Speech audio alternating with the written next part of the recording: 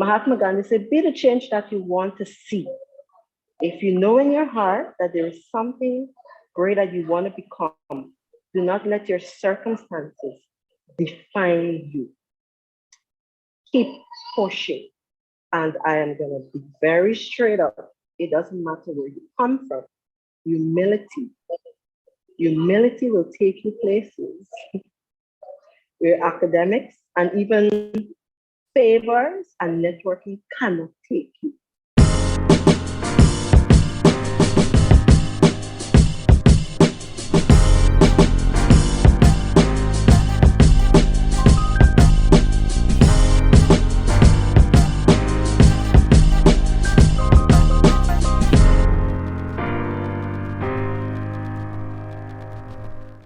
Like, subscribe, and share to Voices of Linden TV.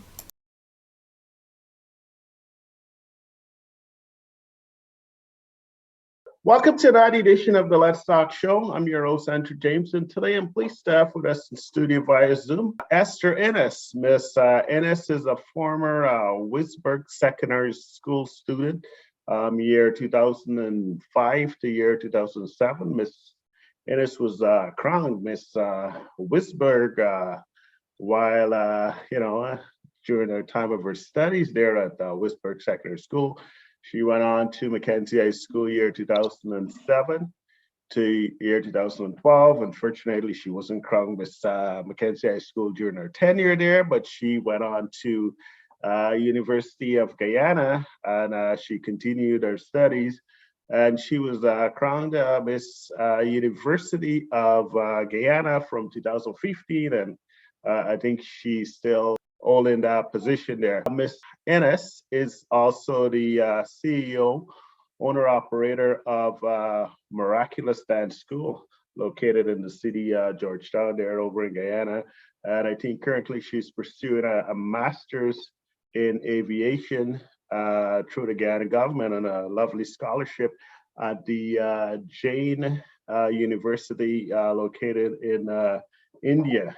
I can go on and on and on about Miss Inniss, but the old brain is getting a little rustier. So without any further ado, I want to introduce Esther Inniss. Thank you so much for having me on this lovely show. It's a pleasure being here. Greetings to you and your viewers. Thank you again. You're welcome, Miss Inniss. It's so nice to see you after so many years, of course. And if I forget any of your remarkable accolades there, I'm sure you can remind us sometime during the interview. But for folks watching this interview that don't know who you are, can you just tell us a little bit about yourself, please? Great, I would love to do that. Good day, everyone. My name is Esther Inniss. I am 29 years old. I am from the mining town of Linden.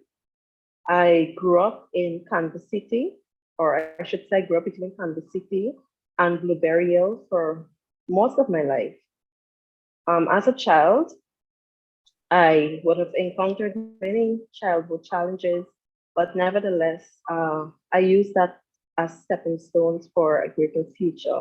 Mm-hmm. As was mentioned in the introduction, I did went to Wisberg Secondary School, and while many persons would view that as an unfortunate start, I believe that God has an exceptional way of paving the way for his children. Mm-hmm. And so I don't despise my humble beginnings. My years at Wisberg were definitely phenomenal. I had great teachers there, like teacher Pauline Stevenson. I had teacher Roxanne Bacchus there. I had many exceptional teachers who showed me the right path while I was there. And so I didn't get myself involved in things that could have led me astray. But I did things like debate and competitions. I did impromptu speeches. I got involved in the health clubs, the Bible clubs, and those involvements would have really helped me to stay afloat. So when the opportunity came for me to move on, persons could have said, you know what, she has been making strides. Never mind, she didn't pass common entrance, but during her years at Wisberg, we have seen improvement. And it was with that my big sister that took me to live with her at 14 decided that she wanted more for me. And I was comfortable with what I was doing at Wisberg because I said, you know what? maybe when I write CXC, I would be the best graduating student, and that would have been enough for me there. Mhm. But to have somebody who saw more than what I was seeing was very important. So it takes a community to raise a child. That child may have parents, yes, but sometimes your parents are dealing with their own stuff, emotional issues, Yes. psychological issues, physical issues. Mhm. And I could attest to coming out of a community whereby my parents were my mother, because my dad died when I was a baby, but I grew up with my mother and other foster parents. And I would have seen what life could do to people. Mhm. But I'm grateful for their involvement in my life. But I have to say thank you to my big sister who noticed that I needed the support and I needed the push and took me in to live with her. She didn't have to do it, but it was a sacrifice that she was willing to make. And I'm happy that she invested in me. She taught me the art of saving, the art of studying, the art of, being independent as a woman. And so while I was away at camp, it was a health camp, a regional health camp. It was hosted by the then Minister of Health, Mr. Leslie Ramsamy. And while I was at that camp, my sister, she called me and she said that she decided to venture out into speaking with the principal of Mackenzie High School at the time, Mrs. McDonald, to consider a transfer for me. And mind you, me, at that time, we had actually tried to have me transferred to another school. That was multi CWSS, Mhm. and that school did not accept me because, I mean, I guess it was all in God's purpose as well. But at that time, we felt like they were ignoring my potential. Mhm. So having experienced um, having had such a bad experience, Mhm. I was not comfortable at being at this point. But my sister decided that, you know what, we are going to try and we are going to go higher. She went to Mackenzie High School, and because of my involvement in youth development and so forth, the principal at that time, she said she's going to give me an opportunity. Nice. I did not have the academic qualifications to get into Mackenzie High School. I didn't have 370 straight that you had to get at that time. All I had was a good heart and the ability to work once an opportunity permits. And I used that opportunity. I started off in for science, sorry. And I didn't pass for science because it was at a very high level. Mhm. And I remember going back to her and she was like, there is a reason why I gave you the opportunity to choose any stream. And at that time I had chosen science because I was like, you know what, I might as well go all out and just do it. But I Yeah. wasn't ready. And she said, have you settled your heart on what you want? Right? And I was like, you know what? I want to go in for art. And Mhm. that is where I really began to excel. I did excellent at CXC, all 9 subjects, grade ones and twos, with the exception of math, of course, I got a grade 3. Still grateful. And then I went on to sixth form because I wanted to become a family lawyer at that time based on what I would have seen as a child and the injustice that I would Yes. have observed in my own life and many others. And I went on to do law. I hadn't a cent, but Miss Konya Sandford, she saw something in me too, and she decided to allow me to go to all the classes free of cost, the law classes, right? Nice. So I did well at sixth form for K, and I'm really Mhm. grateful for the teachers who would have pushed me. But from there, I went on to study a Bachelor's of Social Sciences degree in International Relations at the University of Guyana in 2012. Now, that was a great step of faith for me because Mhm. I hadn't any support other than my sisters, right?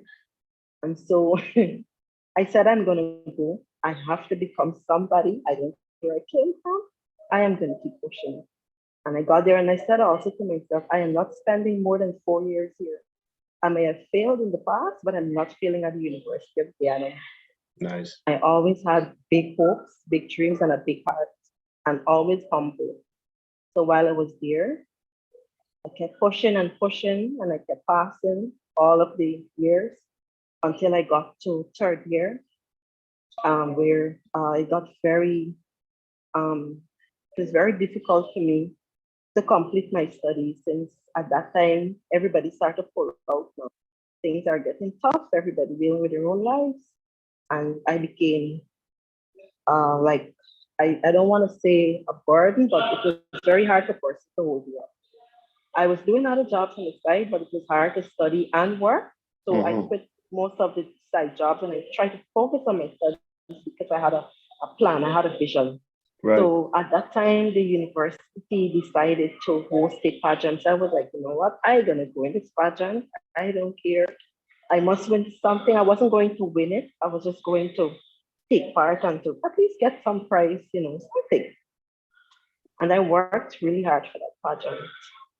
And in 2015, on the 7th of February, I, Esther Inniss, was crowned Miss University of Guyana. I thought that the sky was the limit then and that I had really met the pinnacle of my success and I was really excited. Mm-hmm. But right after that pageant, about 2 weeks after, I felt very ill, very bad, Uh-oh. very sick. Yeah, I'm studying, holding a crown, very awesome opportunity at the time, and I was unable to really perform my duties. Not no one really knows about it. Very few people are aware of what Mm-hmm. happened. Um, it seems like I had suffered I would want to say probably like a nervous breakdown in terms of the fact that I because I wasn't eating well, studying Mm-hmm. all the time, spending crazy hours on campus, I couldn't, my body broke down suddenly, crashed. Yeah. I literally crashed. And so I was going to classes and I was having depot shots every single day. And I Mm-hmm. was doing the entry on work on campus. And the one of the perks that came with the crown is that I had a scholarship that allowed me to study for the rest of the tenure. And that is what really kept me grounded.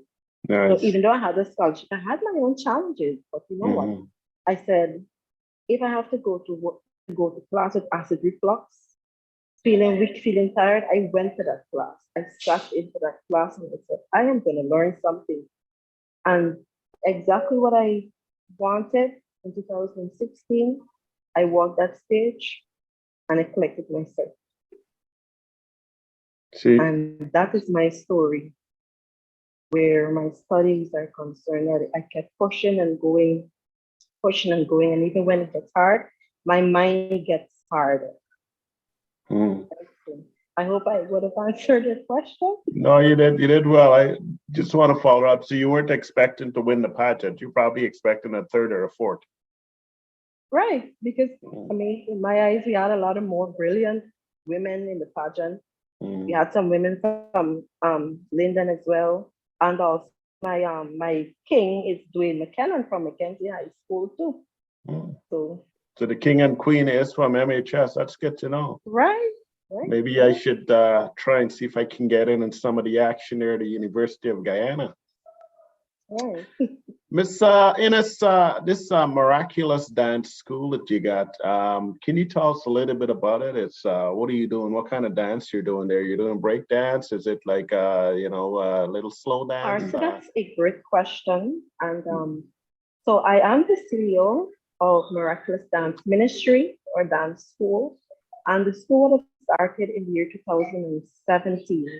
Now, as I would have mentioned earlier, the challenges that I had at the University of Guyana coming down to the ending of my studies. And one of the things that I recognize is that I went to doctors to seek help. I tried to reach out to many agencies to find out what was going wrong with me because I couldn't understand a perfectly strong woman would just fall ill so suddenly. Mm-hmm. And so that's when I recognized that something was missing from my life. I was spending so much of time just focused on academics that I neglected the social aspect of my life and my passion. While I love Mm-hmm. studying, I'm also very active. And while being a teacher, that part of me was lost. And I figured that that's one of the things that caused me to lose my balance at the end. So that's when I decided to pick up the one art that has kept me grounded all of my life, dancing. It was through dancing that I got relief from everything that was affecting me. Not medication, not injections. Dancing, good diet, staying physically fit. That is what kept me. And one day while I was preparing for my final exams, the Lord dropped a scripture in my spirit, Habakkuk 2:2, which says, write the vision down and make it plain so that when a runner sees, they will run with it. And so that was the foundation on which my dance school started. Amen. I started at Kitty, and the school is basically a theoretical school and a practical school. So I am not just teaching you moves and loosing you out, but I'm teaching you the dynamics of dancing into entirety. So that at the end of it, you are a rounded individual. You're a student in dance, right? It's a Christian school, of course, but I teach all genres, hip hop, any genre, but with Christian music, gospel, and some contemporary music as well. The idea behind the school is to teach people that dancing heals every part of you. Once you take it up and you stay at it, you're persistent with it, half of the diseases that you worry about can be cured through dancing. So I've proven it for myself, and it's something that I want to show to Guyanese, to the region, and to the world. And just recently, August of 2022, I, I had a dance camp that was held right at the Mackenzie High School auditorium. Thanks to the HM. Thank you so much for allowing me to use your school. Nice. And I was able to certify about 10 to 14 young women, ages from 4 to 30, 30 something, came out and we were certified in the area of dance. And so this year, I had to have a shut-in dance camp in Georgetown because, well, I should say on the highway. The reason why I am shutting it in this year, I want to have more time with the women to really speak to them about their mental health, their physical health, their spiritual health.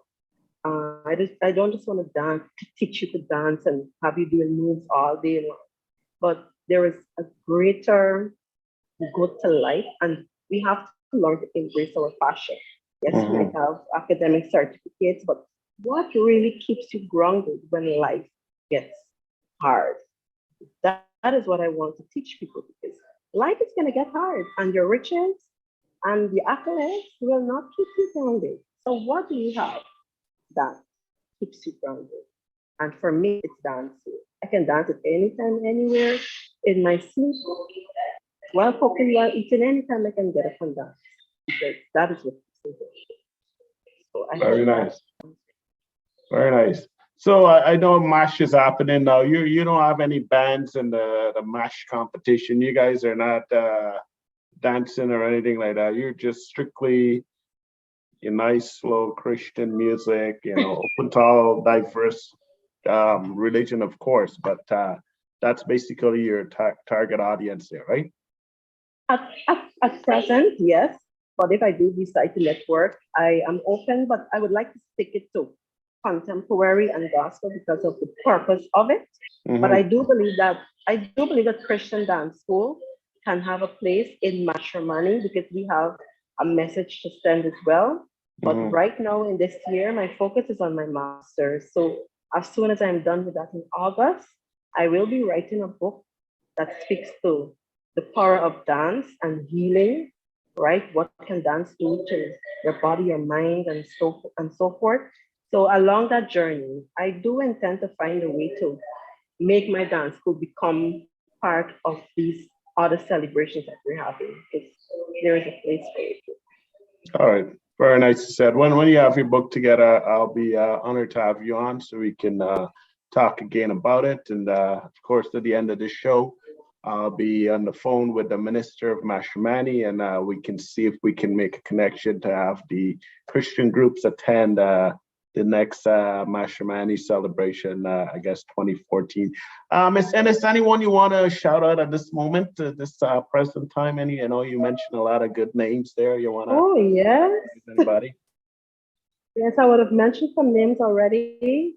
Teacher Colleen Richardson, Nat Wilson, Kezia Lambert, my mother, Grace Lambert, my brother, Samuel Lambert, um, the government of Guyana, the opposition, everybody, we're one. We need each other.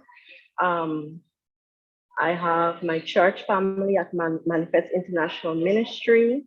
My son, my 4-year-old son, Jeremiah Fontanelle, I love you so much. My work colleagues at the airport, I love you guys a whole lot. And everybody who would have contributed to my life in one way or another, thank you so much. I might not remember your name right now on air, but please know that I would never forget the pillars that held me together. So thank you guys. Very nicely said, Mr. Inniss. Thanks for your shout outs there. I know we joked a little early on, but we're getting down to the crunch of time. We're just pushing up against time here with this interview, and we're getting into some serious conversation now. It being Women's Month this month, can you tell us about your job in the aviation industry? I know I don't know how much liberty you have to talk about what you do, but if you can tell us a little bit about what you do in the industry there in Guyana, and perhaps if you can tell us why is it important for women, of course, to get more heavily involved in this what used to be traditionally a male-dominated industry. Okay, thank you so much for your question. I have been privileged to serve in the aviation industry for the past 5+ years, and I know my legacy will continue to go on. And the aviation industry is an industry that deals with um, all things aircraft, all things airways. And as you rightfully said, that men would have dominated this industry for a number of years. And in this century, it's important that women understand that they have a role, they have a voice that they can share that can help to see regulations come forth that will support a lot of good things in the aviation industry. And we have women can come and serve in many different ways, not only as hostess, but they can be directors in aviation, they can be managers in aviation, and so it's a field that allows you to have so many great experiences. Mhm. Aviation is dominating right now, and we need women to come and take up their role here so that we can have that balance in the system. We need a balance, we need equilibrium. And so I believe that as women come, we will have some great policies to the forefront, and also we will have some more good decision making um, with women sharing their voice. So I would definitely encourage any woman out there, even if you haven't studied it before, you can always start from the bottom and grow your way up because there are many avenues for growth and development in this industry. And what I love about it is that you don't have to just stick here. As you get the knowledge, you can spread your wings, not only in Guyana, but abroad as well. So it's definitely an area to consider, whether job related or career, or if you're studying, you can consider. As you said, Miss Yeah. Innes, you shared a lot of information there, and yeah, I learned from you today that um, in life it don't matter where you start, but it's where you finish. And thank you so much for sharing your story there, and sense of resilience. It being that you had I would say, you had a false start, with your secondary school performance at Wisborg Secondary School and so on. And because of your involvement in community engagement, and I think the one thing you forgot to mention there, I think it has a lot to do with your attitude. If you have the right attitude in life, you can get places Right. where probably I say money can't get you. So Exactly. I'm so grateful that you shared that with us. What advice would you give to a young person who is in a underprivileged community, it being, I don't know, the communities in Guyana, wherever they are, and they're having a hard time, I guess, with the, I guess a lack of, I don't know, internet or whatever, but they're just having a hard time academically. What advice would you give to that young person? Okay, so before I even speak to the community or to the youths I have to speak to the elders. Okay. I have Go to ahead. speak to parents. I have to speak to role models. You're there for a reason, you're there for a purpose. You're not there to lambaste. You're not there to criticize. You're Mhm. there to mold. You're there to influence in a positive way. And so, if you want your children to become something of substance in society, you have to first lead by example. Yes, there are times that God will put good Samaritans in the way to help them. But as a parent, as a guardian, as an aunt, as an uncle, as a big cousin, what role are you playing in this person's life? Mhm. And what I find is that we are so caught up in our own lives that we're forgetting that we have a purpose. To the younger generation, they're looking to us. And so when you spend your time away from the home because you're dealing with your own stuff and you leave children to rear themselves, what can you expect from them? So first and foremost, parents who are living in underprivileged communities, I want you to think about your role in the home, whether it's single parent or both parents. Assess your roles, assess what you're doing, assess your actions. As parents, we like to say, oh, do as I say, not as I do. Mhm. But do as I do is very, very, very, very critical in this time because everybody is doing what they see being portrayed. And so assess that and make a decision that yes, life might be hard, we might be impoverished. But if you can just see a little hope in that child, nurture it, ensure you send that child to school every single day. It doesn't matter if they pass or not, you leave them in school. Somebody is going to see them and give them an opportunity because of their willingness to be present. So don't keep them at home because you don't have food, going at transportation. You as a mother or a father, you have to make it work. It is hard. Mhm. But I'm telling you from experience, had I had the had I had the dedication that I needed as a child, I would not have ended up in this work.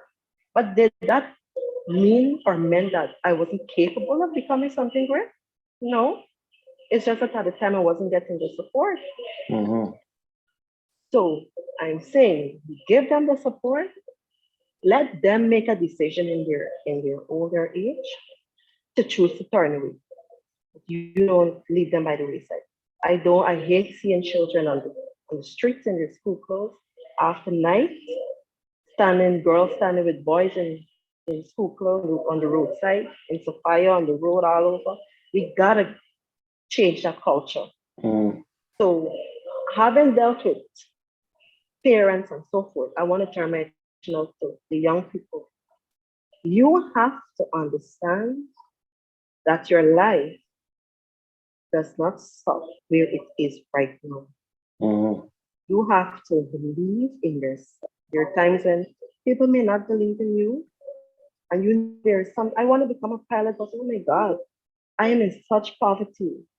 I'm lining with these guys who's leading me down a negative road. You can make the decision. Mahatma Gandhi said, "Be the change that you want to see." If you know in your heart that there is something great that you want to become, do not let your circumstances define you. Keep pushing. And I am going to be very straight up. It doesn't matter where you come from. Humility. Humility will take you places where academics and even favors and networking cannot take you. Because you might meet a good group of people who are willing to push you. They will push you, but then when they see your attitude, they will leave you by the wayside again. So Mhm. ensure that you have a positive attitude and a positive outlook as a young individual. If you're involved in gang activities, I believe that God is going to send people into your life that will help you, but you have to accept help. Sometimes we get help. Sometimes different people come to us to show us change. I have to choose to change. I have to choose to accept help. That this is not where I'm going to stay. But as you get help, it comes with responsibility. Right. And so, as a child and or as a young person, accept good help. If it's anything that will lead you down the road, say no, this is not what I want. But once it's something to give you good upliftment, take it. Going back to school is a help you should never refuse. Never refuse it. And so keep pushing, keep going, and keep believing in yourself.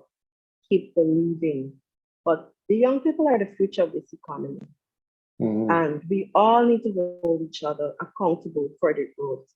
I am still a young individual, but I hold myself accountable for the growth of young people around me. Right? And so I wanted to know that they're loved. It doesn't matter what anybody say about you.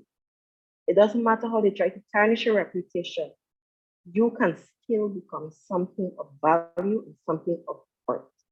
You are worthy to be on this earth. And that is enough. Mom say, daddy say, uncle say, auntie say, you can make it. Once you believe in your heart, you can make it. Keep pushing. Keep going. And sometimes not everybody can be bookworms, please. Not everybody can go to school and get A's and B's.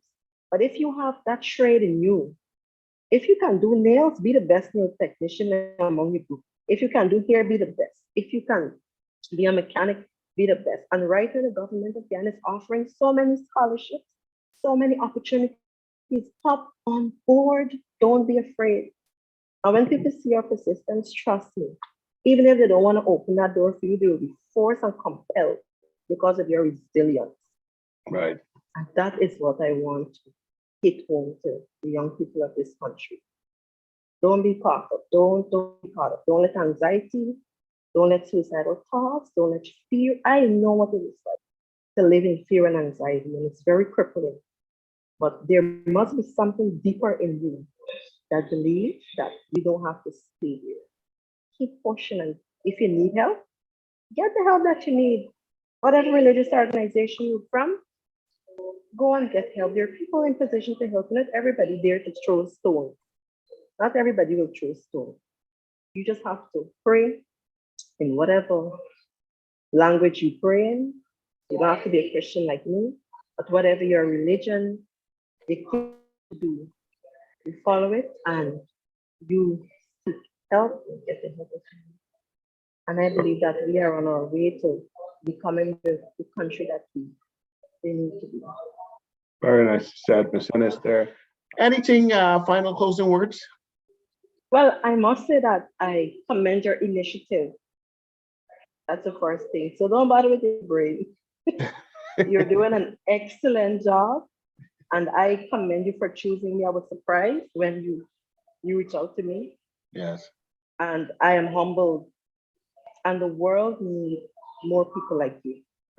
Wow. So you're leaving an exceptional legacy behind, and it doesn't matter how you feel. When you have a passion, it's not about what you feel and how you, it's about what you have to do. Right. As the slogan goes, just do it. Just do it. Very, very nicely said. Thank you very much for that compliment. I mean, your sister was very instrumental in, she pushed you into Mackenzie High School. She pushed you onto this show. You got a good sister. I wish I had a sister as kind and as progressive and strong and determined as you. Yeah, she is very resilient. Very. She is something else. Yeah. She promised me the next time I come to Guyana, she's going to get me some coconut water. I don't know what she's going to put in the coconut water, but I'm looking forward to, maybe something to the brain. Oh, well, I need a new brain. So yeah, maybe that coconut water is going to help, stimulate a little bit of growth in that area there. But Ms. Inniss, on a serious note, on behalf of everyone at the Let's Talk Show, I want to take this opportunity to thank you very much for being a part of the show. And, keep pushing, keep inspiring others. You do inspire me every single day. I look at your Facebook page and I always get up and I want to be the best version of myself, just through you alone. Exactly. And I think, that's a compliment in of itself. So thank you for being a part of the show. Say hello to your sister and all your friends and so on in Guyana there.